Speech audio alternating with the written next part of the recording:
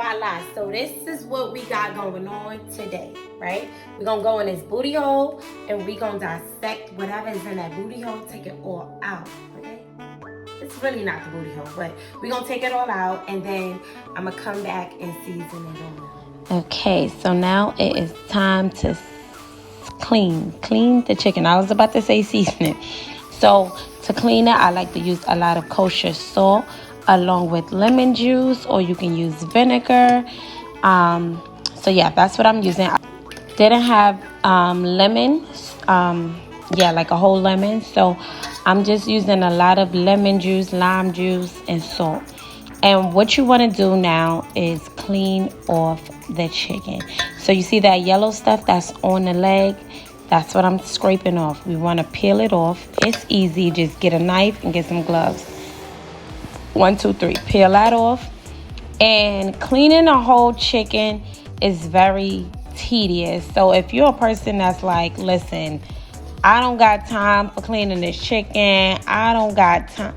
Baby, get you some wings and call it a day, because this is very tedious. As you can see, the inside by the where the guts and everything is at, that has like fat. Them little thick yellow pieces, those are the pieces that I'm scraping off.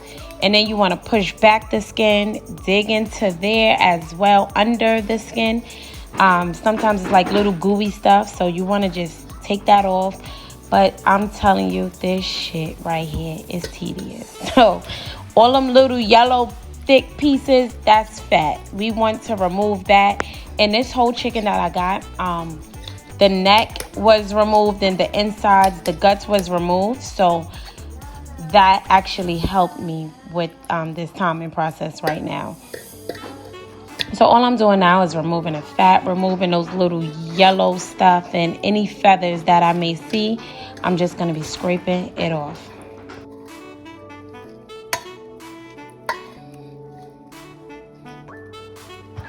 Okay, so now that once we cleaned it, the front, the back, the sides, once it's clean, now I'm just going to be rinsing that chicken off.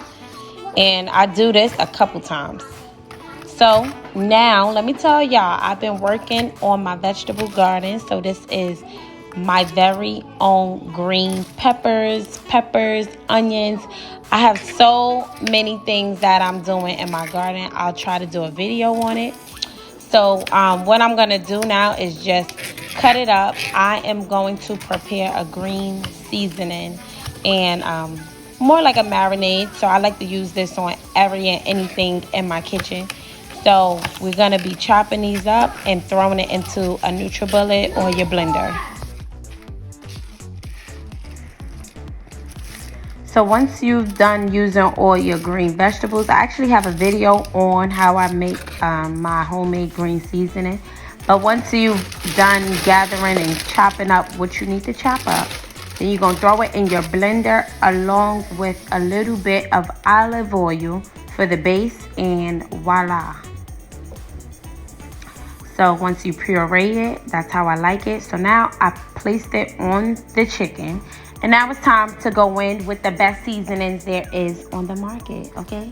Support your black-owned local business. Like, how many people can say, oh yeah, I know this person that made spices and have their own seasoning line? Not many people. So go and support your girl, Dashofblancoo. So I'm taking the all day, everyday seasoning. Now this seasoning you want to use on any and everything you possibly cooking and baking. Then I'm going to use my garlic and onion powder combo.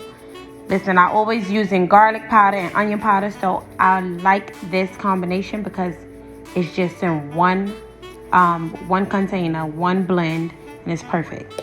So I'm going to use that. Now I'm going to use a little bit of my lemon pepper. You got to throw in a little bit of lemon pepper, trust me. For some rotisserie baked chicken, it needs lemon pepper.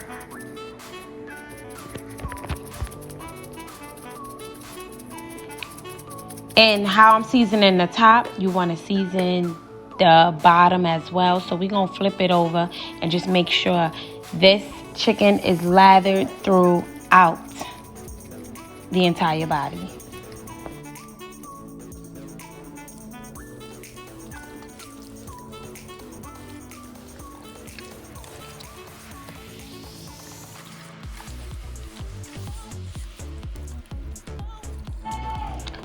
So now once you've done lotioning it up, now I'm going to take a little bit of Sazon along with smoked paprika, and this is going to help with that color, that nice brown golden color that you're going to be looking for when you think of baked or rotisserie chicken. Then I'm going to place it on top of this rack, and we are going to throw it in the oven on 400 degrees for 40 minutes to an hour. And this is how it should come out looking.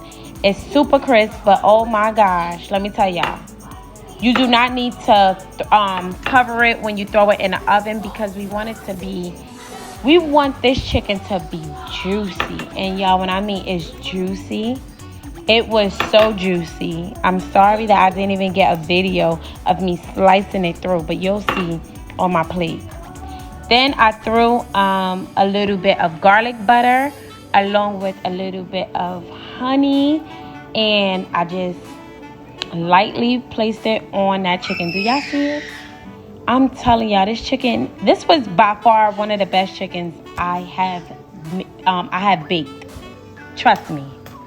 Everybody was like, damn, this shit juicy. Yes, it is.